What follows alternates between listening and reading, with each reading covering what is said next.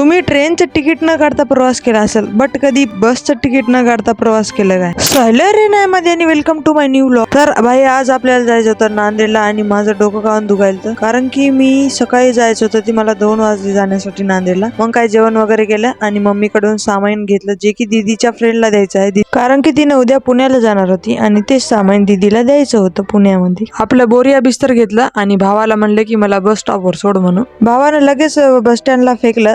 एवढे फास्ट गाडी कोण चालवते रा. आणि बस स्टँडला बघलं तर काय एवढी गर्दी, बाप रे बाप म्हणलं.